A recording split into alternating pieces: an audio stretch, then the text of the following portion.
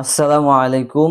আমাদের গত 2-3টা ক্লাস আলহামদুলিল্লাহ হয়ে গেছে এবং আশা করি সবাই বুঝতে পারছেন। তবে সেই 2-3টা ক্লাসের মধ্যেই কিছু কিছু সূক্ষ্ম বিষয় আছে যেগুলো অনেকেই বুঝতে পারে না, ধরতে পারে না। সেই সূক্ষ্ম বিষয়টা নিয়ে আজকে ক্লাসটা করব, এই ভিডিওটা হবে। আশা করি আপনারা যদি ভালোভাবে দেখেন সূক্ষ্ম বিষয়গুলো আপনাদের কাছে একদম পানির মতো ক্লিয়ার হয়ে যাবে ইনশাআল্লাহ। আচ্ছা, সূক্ষ্ম বিষয়টা হচ্ছে আমরা দেখি আসেন। আমরা এই বাক্যটা দেখি, ইউ আর আ স্টুডেন্ট। তুমি একজন ছাত্র। এই বাক্যটা সবাই পারবে আশা করি। তবে এখন আমি যদি বলি তোমরা ছাত্র, এর ইংরেজি কি হবে? আমাদের এখানে যে বাক্যটা আছে এটার অর্থ হচ্ছে তুমি একজন ছাত্র। এখন আমি যদি বলি তোমরা ছাত্র, তাহলে এর ইংরেজি বাক্যটা কি হবে? তোমরা ছাত্র, ইউ দিয়ে তুমিও বুঝায়, তোমরাও বুঝায়। আচ্ছা, এখন আমি যদি বলি তোমরা ছাত্র, তখন হবে ইউ আর, আ হবে না, তখন আর এ শব্দটা, এ লেটারটা আসবে না। ইউ আর স্টুডেন্টস, তখন হবে ইউ আর, এক মিনিট, তখন হবে ইউ আর স্টুডেন্টস, তোমরা ছাত্র। ইউ এটা দিয়ে তুমি তোমরা দুটোটাই বোঝায়। আচ্ছা, তাহলে ইউর জন্য আর ব্যবহার হয় আমরা জানি, ইউ এক বচন হোক বহু বচন হোক, ইউর জন্য আর আসছে। তারপর এই বাক্যটার মধ্যে এ আসে নাই, কেন আসে নাই? আমাদের দ্বিতীয় বাক্যটার অর্থ হচ্ছে তোমরা ছাত্র, তো তোমরা মানুষ অনেক বুঝায়, তাহলে আমাদের এ দরকার নাই এখানে, কারণ এ সবার একজন বুঝাবে, তো একজন আমাদের এই বাক্যে দরকার নেই। তোমরা ছাত্র, যেহেতু এই বাক্যের মধ্যে তোমরা মানে মানুষ অনেক বুঝাচ্ছে, এই জন্য স্টুডেন্ট এই শব্দটার শেষে আমরা একটা এস দিয়ে দিব, তখন ছাত্রগুলো মানে বহু বচন বুঝাবে। এই হচ্ছে আমাদের বাক্যটা, ইউ আর স্টুডেন্টস, তোমরা ছাত্র। ইউ আর স্টুডেন্টস, তোমরা ছাত্র। আশা করি আপনি বুঝতে পারছেন এবার। এখন আবার আমি যদি বলি ইউর জায়গায় যদি দেই উই, আমরা ছাত্র, আমরা, উই দ্বারা বহু বচন বুঝায়, উই আর, তাহলে বহু বচন বুঝলে আর আসে, আর আসছে, উই আর স্টুডেন্টস, এখানে এ আসবে না, কারণ আমরা অনেক মানুষ বোঝায়, এই জন্য এ আসবে না। আর স্টুডেন্টস শব্দের শেষে এস যুক্ত হবে, বহু বচন বুঝাবে। তাহলে কি হলো? উই আর স্টুডেন্টস, আমরা ছাত্র। আশা করি বুঝতে পারছেন। তো এইভাবে হচ্ছে আপনি যখন এক বচনের বেশি, দ্বিবচন হোক, তিন বচন হোক, চার বচন হোক, যেটাই হোক না কেন কোনো সমস্যা নেই, বহু বচন হইলেই আপনি তখন এইভাবে হচ্ছে বাক্যটা 16টা বাক্য বানাইবেন। যেমন উই আর স্টুডেন্টস, আমরা ছাত্র। তারপর হচ্ছে আপনি এই বাক্যের অনুসরণ করে 16টা বাক্য বানাইবেন। কিভাবে? উই আর স্টুডেন্টস, আমরা ছাত্র। উই আন্ট স্টুডেন্টস, আমরা ছাত্র না। আন্ট উই স্টুডেন্টস, আমরা কি ছাত্র? For what are we student, আমরা কি জন্য ছাত্র? For what are we students, for what aren't we students, আমরা কি জন্য ছাত্র না। এইভাবে হচ্ছে আপনি আবার 16টা বাক্য বানাইবেন।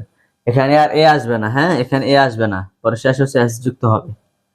এটা হচ্ছে একটা সূক্ষ্ম পার্থক্য। আচ্ছা, আবার অতীতকালের জন্য একই অবস্থা।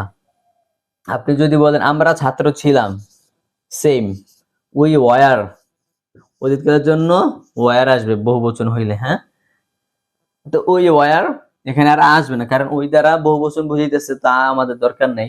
We were students, students S যুক্ত হবে, আমরা ছাত্র ছিলাম অতীতকালের, হ্যাঁ, আমরা ছাত্র ছিলাম, এখানে আর এ আসবে না, রাইট। এইভাবে আপনি আবার 16টা বাক্য বানাবেন। মানে এক বচনের বেশি হইলেই এখানে আর এ আসবে না, পর হচ্ছে স্টুডেন্ট শব্দটা শেষে এস যুক্ত হবে, এটা আপনি মনে রাখবেন। তো তদ্রূপ ভাবে আপনার ভবিষ্যৎকালের জন্য আপনি যদি বলেন আমরা ছাত্র হব, আমরা ছাত্র হব, উই উইল বি স্টুডেন্টস, আমরা ছাত্র হব, এখানে আর এ আসবে না, হ্যাঁ, আর স্টুডেন্ট শব্দের শেষে এস যুক্ত হবে, আমরা ছাত্র হব, কারণ আমরা এসে বহুবচন বুঝাচ্ছে, তো আমাদের এই দরকার নেই, এ এসে একজন বুঝায়, রাইট। তো এটা এটা হচ্ছে একটা সূক্ষ্ম পার্থক্য, হ্যাঁ, আমরা ছাত্র হব। এভাবে আপনি এই বাক্যটা দিয়ে এখন আবার 16টা বাক্য বানাইবেন। উই উইল বি স্টুডেন্টস, আমরা ছাত্র হব। উই ওন্ট বি স্টুডেন্টস, আমরা ছাত্র হব না। উইল উই বি স্টুডেন্টস, আমরা কি ছাত্র হব? ওন্ট উই বি স্টুডেন্টস, আমরা কি ছাত্র হব না? আপনি এইভাবে 16টা বাক্য বানাইবেন, রাইট? আশা করি এই পার্থক্যটা আপনারা বুঝতে পারছেন। মানে এক বচনের বেশি হইলেই তখন সেই বাক্যে আর এ আসবে না, পর হচ্ছে শেষের নাউনের শেষের শব্দটার শেষে এস যুক্ত হবে এক বচনের বেশি হইলেই, রাইট? তো that's it for today's video. আশা করি ভালো লাগছে আপনার, আপনি বুঝতে পারছেন এই সূক্ষ্ম পার্থক্যটা। ঠিক আছে, এখন আপনাকে কয়েকটা বাক্য জিজ্ঞাসা করি এই ভিডিওতে। এই যে 3টে স্ট্রাকচার নিয়ে বর্তমান, অতীত, ভবিষ্যৎ বিভিন্ন বাক্য জিজ্ঞাসা করি, আপনি সেগুলোর মুখে বলার ট্রাই করবেন। ঠিক আছে, বলেন। আমি একজন ডাক্তার হব। I will be a doctor. আমি একজন শিক্ষক হব। তুমি একজন শিক্ষক হবে। সে একজন শিক্ষক হবে। আব্দুর রহমান একজন শিক্ষক হবে। তুমি একজন শিক্ষক হবে। তুমি কি একজন শিক্ষক হবে? হ্যাঁ, উইলটা আগে আসবে। Will you be a teacher? Will you be a teacher? Yes. আচ্ছা, তুমি কি একজন ডাক্তার হবে? তুমি কখন একজন ডাক্তার হবে? সে কখন একজন ডাক্তার হবে? হেলাল কখন একজন শিক্ষক হবে? আব্দুল কাইয়ুম কখন একজন ডাক্তার হবে? আমি একজন শিক্ষক। এটা কিন্তু বর্তমান।